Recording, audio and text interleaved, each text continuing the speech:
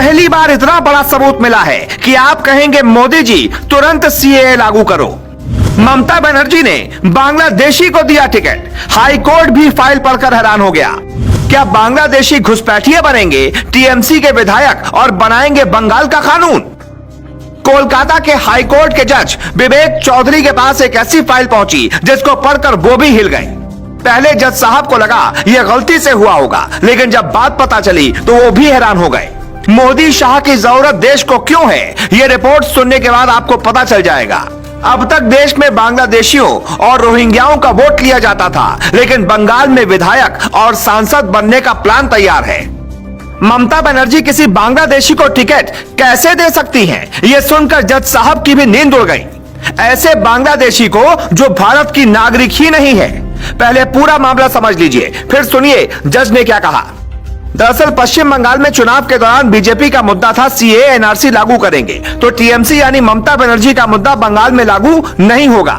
तो टीएमसी यानी ममता बनर्जी का मुद्दा था बंगाल में सीएए एनआरसी लागू नहीं होगा, क्योंकि बंगाल में हजारों की संख्या में अवैध बांग्लादेशी और रोहिंग्या मुसलमान रहते हैं जो टीएमसी को वोट देते हैं और टीएमसी उनकी रक्षा करती है।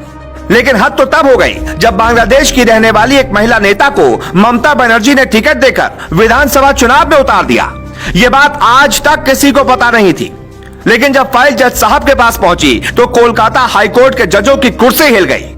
ये टीएमसी के नेता और बांग्लादेशी नागरिकता रखने वाली आलो रानी सरकार है, जो बंगाल की बनगांव दक्षिण विधानसभा से चुनाव भी लड़ी, लेकिन बीजेपी के उम्मीदवार ने उन्हें हरा दिया।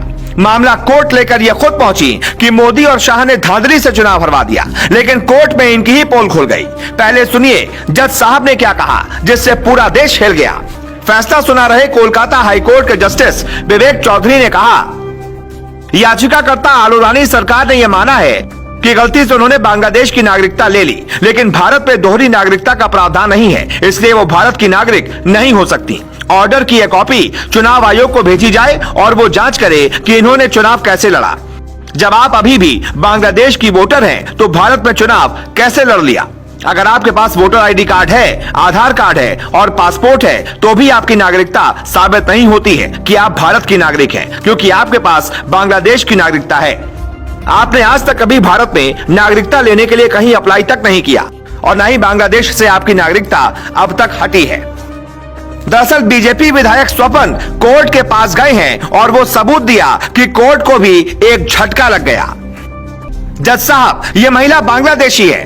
पहले तो कोर्ट को यकीन नहीं हुआ, फिर विधायक ने कहा, जज साहब पहचान पत्र संख्या 730364555577 की जांच की जाए। इसमें आलो रानी का पता बांग्लादेश के 22 साल जिले का है। आलो रानी सरकार के खिलाफ बीजेपी ने मोर्चा खोल दिया है। टीएमसी का रजिस्ट्रेशन रद्द करने की मांग की गई है।